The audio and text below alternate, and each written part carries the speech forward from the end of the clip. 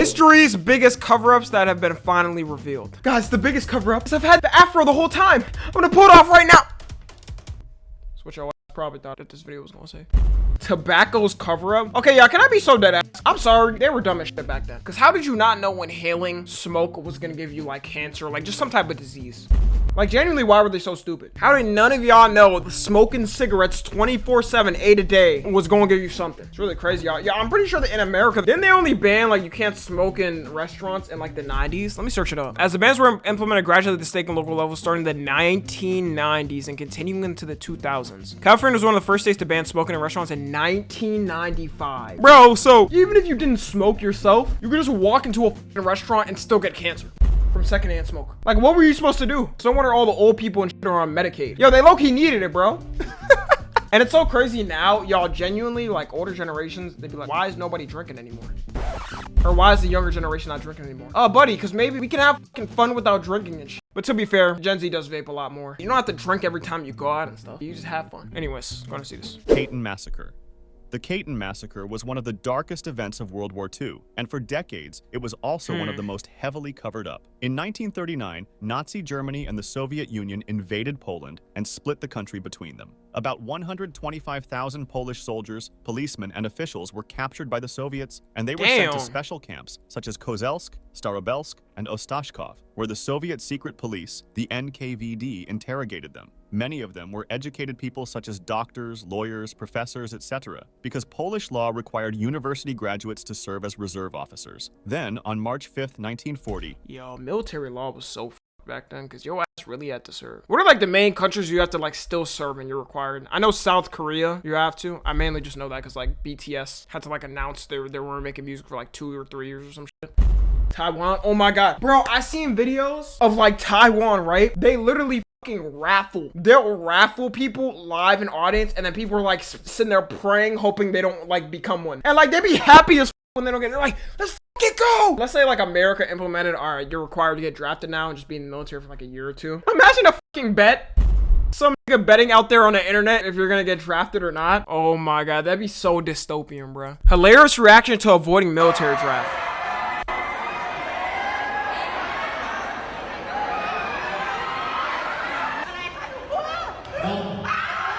Bro, look, they be cheering, bro.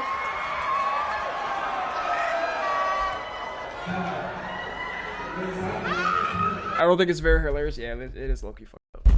I would not be able to sleep that entire night knowing I didn't get drafted. Hey guys, Tom NFG here. You know, only half of you guys are subscribed and even less of you guys have noties on.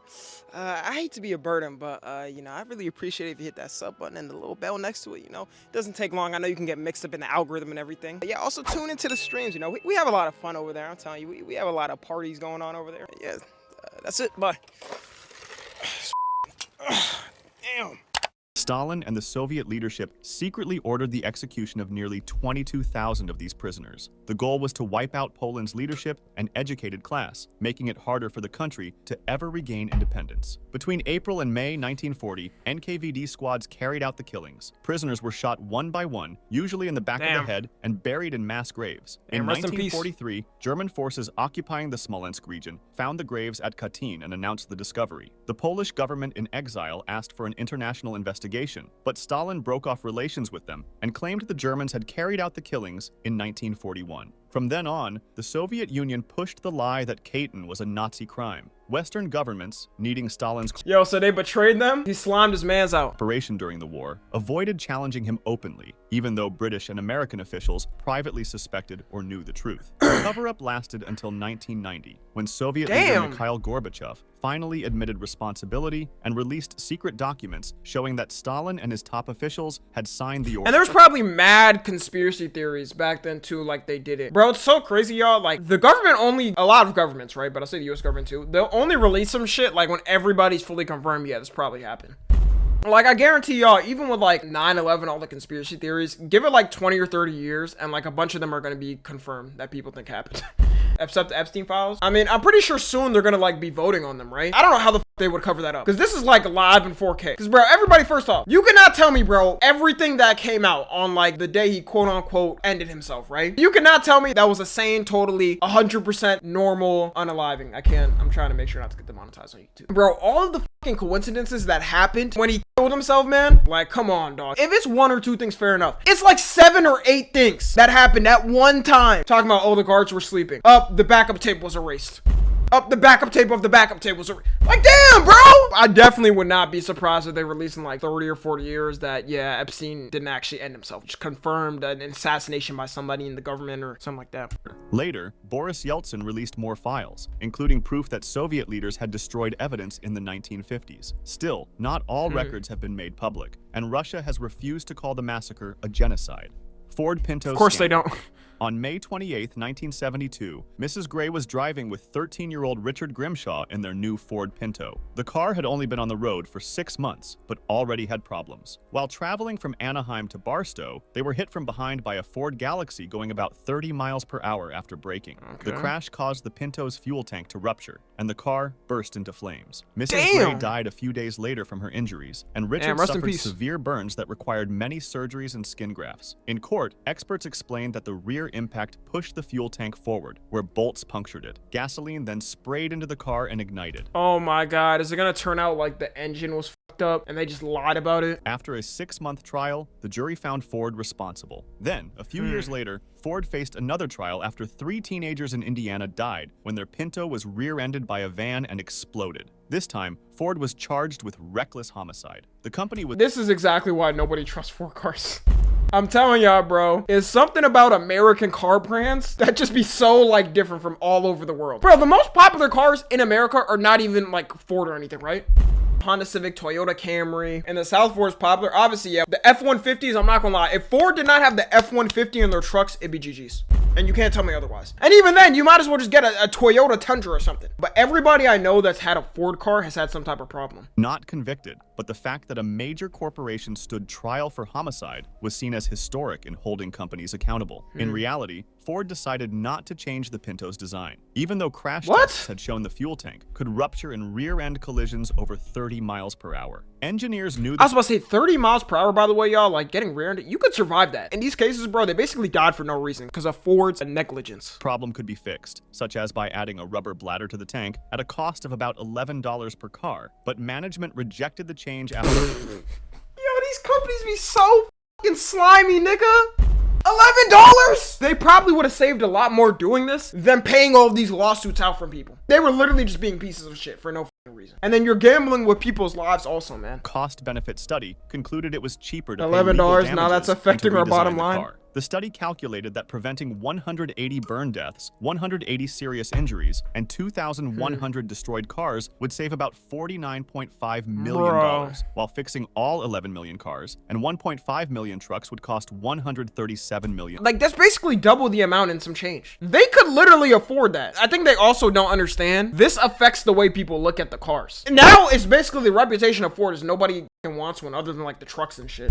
Like, that's literally the only thing people get. Because of shit like this, now you got a bad reputation, bro. And in the long run, people don't even buy it anymore. This decision came to light in 1977 when journalist Mark Dowie published his article, Pinto Madness. During the Grimshaw trial, former Ford executive Harley Kopp testified that he had raised safety concerns but was forced into early retirement. His testimony, along with internal documents like the Grush and Sonby memo, showed how Ford knowingly put a dangerous car on the market. The jury awarded $125 million in punitive damages, slightly more than the $124 million Ford had made in Pinto profits up to that point. Blood money scandal. You know the sad thing about things like that too? A bunch of people passed away because they're negligence, and all they had to do was like pay that fee and then they just moved on. Like the company execs are still unlimited rich. They're just sitting there in their fucking towers like, oh, time to move on, eh? Just a little fine. That's fucked up, man. Rest in peace to the people who died from that. The blood money scandal was one of the worst medical disasters of the late 20th century, affecting tens of thousands of people around the world. Hemophilia A is a genetic disorder that prevents blood from clotting properly. To treat it, patients were given injections of factor VIII, a clotting protein made from donated human plasma. In the late 1970s and early 1980s, before HIV and hepatitis C were fully understood or tested for, much of this plasma came from high-risk groups such as prisoners, drug users, and men who had sex with other men. So they basically picked the people that are most likely to have these type of STDs or diseases. Like, you could not possibly pick the worst group. They could not found just some people that aren't at risk of getting these things. Plasma from thousands of donors was pooled together, which meant that if even one person carried a virus, the whole batch could be contaminated. Oh my By 1982, God. doctors noticed that some hemophiliacs were developing a strange immune deficiency, which was soon identified as AIDS. Then, in January 1983, an internal letter at Bayer's Cutter Biological Division admitted there was strong evidence that AIDS could be spread through plasma products. Oh my By God. March, the CDC publicly warned that clotting factors seemed to be responsible for AIDS among hemophiliacs. For this exact reason, some other companies started making Bro, imagine getting fucking AIDS because the doctor got blood from somebody like a drug user. heat-treated factor VIII that could kill viruses. However, despite knowing the risks, Bayer and other companies kept selling the untreated medicine for months, and in some cases, years. Cutter was the last of the major firms to get US approval for its heat-treated product in February 1984. By 1985, the old untreated product could no longer be sold in Western countries, so companies began selling it in Asia and Latin America instead. What? Later documents showed that Cutter told foreign distributors to use up stocks of the unsafe product before moving to the safer version. Bro, you know the sad thing too? It's like people got trust in like doctors and medical groups. And then some shit like this could just happen. And you don't know. It was a pharmacy company, not the doctor. A lot of people trust like a pharmaceutical company. Like let's say, I don't know, like Walgreens or something was doing this. People are like, what? Like you go to get a shot and they give you, I don't know, AIDS by accident. People are like, what? Nah, Walgreens would never do that to me. Come on. Like you went to go get a COVID shot and they accidentally mixed it with like a fent user's drugs and then now you got like AIDS or some shit. Like, oh.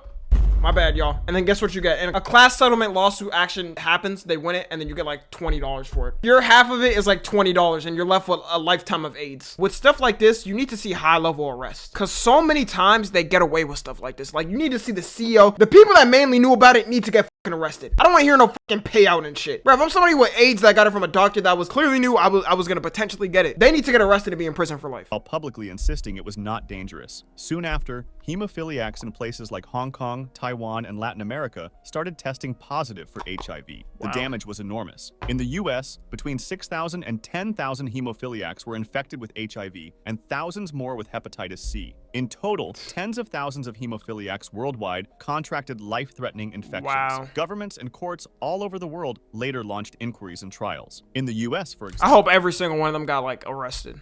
4 companies agreed to pay $660 million to more than 6,000 victims. One U.S. health advocate. So let's see, how much do you get for that? I mean, you still are left with like AIDS and HIV for life. You're stuck with that forever, bro. Like, imagine you're trying to be with like, I don't know, your spouse for life. You're gonna pass that potentially to your kids and shit, and then like your spouse too. Okay, so you do get a good amount of money, I'm not gonna lie. So each person gets $110,000. To me, that's not worth it. Like, y'all, is it worth it to get AIDS for $110,000? I'm good, bro. I'm fucking good on that. If it was like maybe $5 million, I'd be like, even that, bro, it's your health. I'm not gonna gamble with my health. Later said that the internal documents were the most incriminating he had ever seen. Downing Street memos. In July 2002, senior members of the British government met at 10 Downing Street to talk about Iraq. A memo from that meeting, written by Matthew Rycroft, caused a huge scandal. It recorded what the head of MI6 reported after visiting Washington. He said that President George W. Bush had already decided to remove Saddam Hussein by force, and that the reason for war would be built by linking terrorism to weapons of mass destruction. The most scandalous part was that Dearlove said that the intelligence and facts were being fixed around the policy. Foreign Secretary Jack Straw admitted the reasons for war were weak. He said Saddam still had some weapon capabilities, but his power was smaller than countries like Libya, Iran, or North Korea, and he was not threatening nearby nations. Attorney General Lord Gold— Bro, and it's crazy because I feel like we had we did have social media back then, but it wasn't as popular, right? Like the Iraq war going on would have definitely got exposed a lot more, and a lot more people would have been against it. Like a lot of people were for it because like they were like, oh, fuck 'em. They did 9/11, their leaders did 9/11, and then the whole country just got raided, bro, and all the Middle East just got motherfucking forever. It still hasn't recovered. Goldsmith warned that invasion had no clear legal basis since international law did not allow regime change on its own. One idea they talked about was to demand that Iraq let UN inspectors back in. If Saddam refused, it could give them political and legal cover to start a war. The memo also showed that US forces had already started small attacks months before Congress officially voted on war, called spikes of activity against Iraq to put pressure on the regime. While all of these decisions were being made in private, they said to the public that no final decision had yet been made. The document was leaked to journalist Michael Smith and published in the Sunday Times in May 2005, 2 years after the end of the war. Its release, just before UK elections, caused a storm in Britain. In the US, major media at first ignored it, but it spread quickly on blogs and later entered congressional debate. Bro, like the media back then, everybody was still watching all the major news networks and shit, and they all defended it because, like, that's just what they were told. In a way, I feel like the same thing would have happened, bro, with, like, Israel and Palestine, bro. You could already see how the media be acting and how much bias they had, like, towards Israel, saying, like, oh, Israel's right in everything they were doing. People would have deadass been like, yeah, like, it's fine. Back then, if you took, like, the war happening, put in, like, 2005, people would be like, yeah, why not? Fuck it. Congressman John Conyers and more than 100 other members of Congress demanded answers from the Bush administration. The White House and Tony Blair denied doing anything wrong. Bush just said it was not true that he had already decided on war in July 2002, and Blair said the intelligence was not fixed. British officials admitted the memo was real, but argued it did not show anything new. Tobacco industry's cover-up. In the early 1950s, the tobacco industry faced a crisis it had never seen before. While no one thought smoking would have been dangerous before, they actually thought it was healthy. More and more science— Like, I'm sorry, but it's just stupid as f. How do you think ingesting chemicals in you is gonna be healthy for you? I don't understand it. Scientific studies showed that it caused lung cancer and other deadly diseases. For the first time, the survival of the industry was in danger. So in December 1953, the heads of the largest tobacco companies met at New York's Plaza Hotel to decide on what to do. They hired John Hill, head of the public relations firm Hill and Knowlton, who told them that denying the science would not work. Instead, the industry should look like it supported science, while quietly undermining the findings. The key idea was that if the public believed the science was uncertain, people would keep smoking. In January 1954, the companies launched a massive newspaper ad campaign called A Frank Statement. It said the industry cared about public health, promised more Man, shut the f up. People just believed it back then? I just don't understand it. So a disinformation campaign? It's crazy how, like, so much shit would have been solved if they just had social media back then. Like, governments nowadays are just so fucked, and companies, because we have social media, like, shit can be exposed in a snap. You know what I'm saying? And, like, eventually if it gets to the point where everybody realizes whatever this company is doing is bad, they're just gonna stop supporting it. They just boycott it. And then the company changes its track just like that instantly. I know they're mad as f, bro, I'm not gonna lie, with social media, because they used to be able to hide so much shit. Research and claimed there was no proof that smoking caused cancer. This was the start of what became known as the Tobacco Playbook. An internal R.J. Reynolds memo later summed it up pretty well. He said, doubt is our product. To create that doubt, the companies set up the Tobacco Industry Research Committee, or TIRC. It looked like an independent research committee, but was actually controlled by the industry. The TIRC paid for research that ignored the dangers of smoking, brought in scientists who doubted the smoking cancer link, and promoted studies that made— Crazy thing is, I fully believe, like, these scientists knew it caused cancer. What do y'all think? Because they were just getting paid off, so they didn't really give a fuck. That's the more evil part, considering that they f***ing knew it was causing cancer and killing people. Oh, you want me to say it doesn't? All right. Smoking does not cause cancer. Everybody go ahead and grab your 5-year-old one. I try to do, like, the transatlantic accent. It's pretty hard, but get the point. Made the industry look good. Then, they also targeted the media. They got cigarettes for free, probably. Gave reporters lists of independent experts to quote, which made it look like a real debate was still going on. Many journalists, wanting to show both sides, treated the scientific consensus and the industry's claims as if they were equally valid. This misled the public into thinking the dangers of smoking were still uncertain, even though the evidence was already strong. Tobacco companies also used lobbying to block regulations, and they created fake movements that promoted the idea that smoking was an individual choice and that there shouldn't be regulations on it. The strategy worked. For decades, smoking rates stayed high, regulations were delayed, and millions kept smoking despite the evidence. This success made it so the strategy was used by other industries as well, such as the fossil fuel— And yeah, I know how much shit like this is still going on in our government. The thing is, we know about it though now. A lot of times, like, we know what's going on, but we can't really do nothing. I think that's the worst part, bro. I think that's kind of why the trust in our government's just completely gone down, because we know bad shit is going on. Politicians get paid off, and what are we supposed to do? Vote them out, another politician comes in that's paid off by the same company. One, to question climate science, the soft drinks industry, etc. Panama Papers.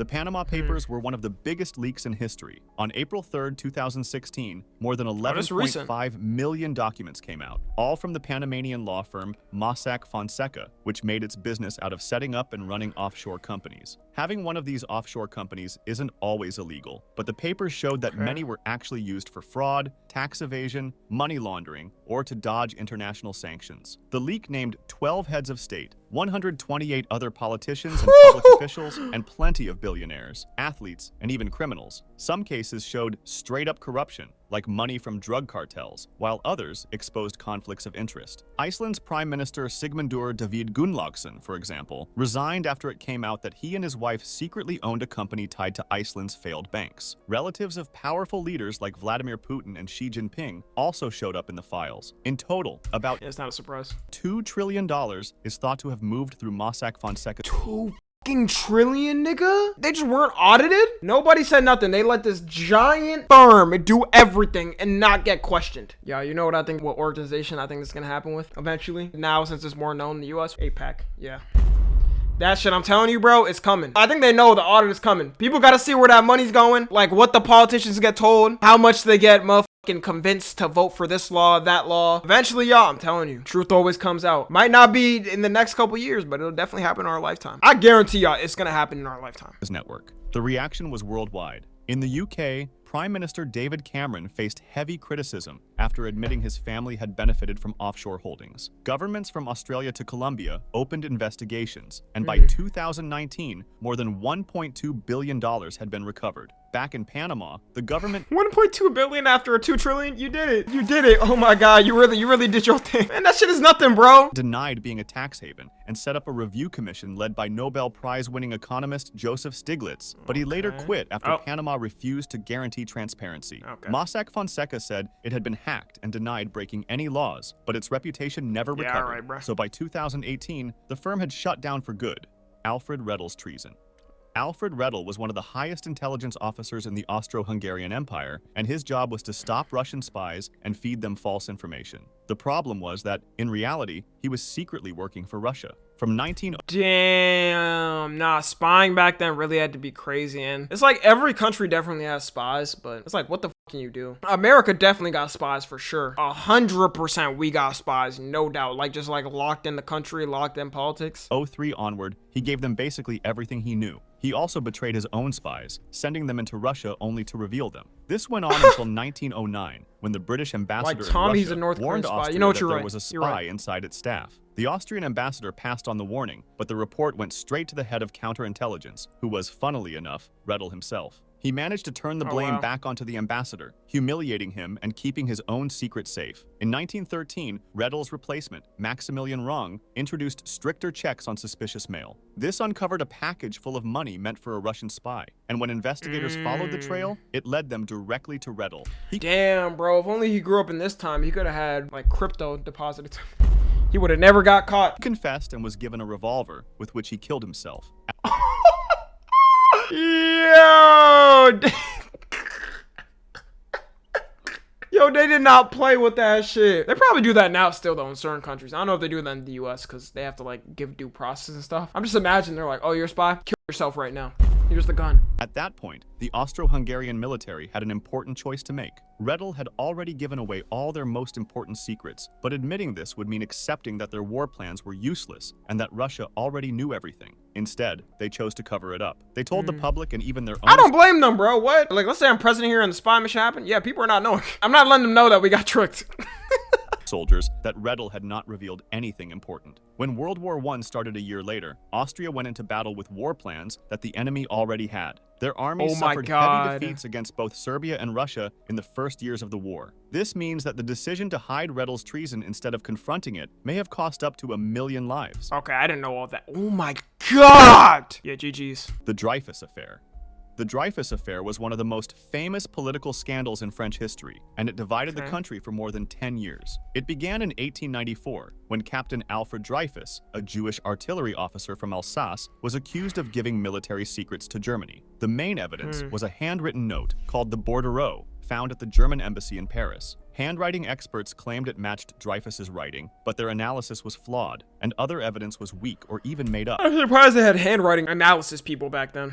Still, Dreyfus was convicted of treason. He was stripped of his rank in a humiliating public ceremony and sent to life imprisonment on Devil's Island in French Guiana, where he spent 5 years in brutal isolation. Then, in 1896, Lieutenant Colonel Georges Picquart, the new head of counter-espionage, discovered that the real traitor was another officer, Ferdinand Walson Esterhazy. Esterhazy's handwriting clearly matched the bordereau. However, instead of clearing Dreyfus, army leaders covered it up. Esterhazy was put on trial but quickly acquitted, while Picquart was punished for speaking out. Public opinion exploded in 18... Bro, I would have been so f***ing pissed. Why? Maybe they just don't want to cause commotion or anything. They didn't want to look weak. A lot of times with countries, they don't like revealing shit, like especially some dumb shit that happens early on, or a mistake, because it just makes them look weak in the moment, and people are like, oh yeah, you can't be trusted. It's with every country, by the way. Every country does that. Like, they will reveal some shit, like a lot of people think like, all right, this was clearly wrong or whatever, and they'll be like, they'll apologize like 40 years later. You know what I think is so funny, bro? In Japan, after all of their war crimes and everything, still just not want to fucking apologize. Like, everybody's universally like, all right, bro. Here's Japan. That's like one of the most cruel militaries to ever exist. Just slaughtering a bunch of innocent people all around Asian shit. Nowadays, there's like, you ask them like, all right, do you at least apologize for like what happened? It's like, but we got maid cafes! and One Piece! Come on, guys! Like, 98, when the writer Émile Zola published his famous open letter, J'accuse, on the front page of L'Aurore. In it, he accused the army and the government of framing Dreyfus and covering up the truth. Zola was convicted of libel and fled into exile, but his article gave strength to the Dreyfusards, who demanded justice. Meanwhile, anti-Dreyfusards, often nationalists and anti-Semitic groups, insisted Dreyfus was guilty. France became divided, and riots broke out. In 1899, Dreyfus was brought back from Devil's Island for a retrial, but the military court once again found him guilty, this time with extenuating circumstances, and sentenced him to 10 more years. The injustice was so clear that he was soon pardoned by the president. It took until 1906 for the French Supreme Court to clear him completely, cancel his convictions, and reinstate him in the army. Dreyfus later served with honor in World War I, rising to the rank of lieutenant colonel. Teapot Dome scandal. The Teapot Dome scandal was one of the most famous cases of political corruption in U.S. history. It happened during the presidency of Warren G. Harding and involved his... Yo, some president is so old, I don't even know who the f that is. Okay, I've heard of the name, just like through history. Secretary of the Interior, Albert B. Fall. In 1921, control of several naval oil reserves was moved from the Navy to the Interior Department. Then, coincidentally, Fall secretly leased these reserves to private oil companies on suspiciously really good terms, without any open bidding. If you couldn't guess by now, Fall accepted large personal payments in return. The leases themselves were legal, but for example, one of the buyers gave Fall a $100,000 interest-free loan. His sudden wealth raised suspicions, especially because he was once deeply in debt, while now he was paying off loans, fixing up his ranch, and living much more comfortably. Bro, you know back then, nobody knew about this. Who was gonna reveal it, huh? They didn't even have TV networks back then to like expose the news or break the news. It was just by word by mouth, maybe. Maybe at the end, they probably silenced your ass if they heard you talking about it. This is the standard oil monopoly shit. I didn't know America was moving like scandalous with oil back then too.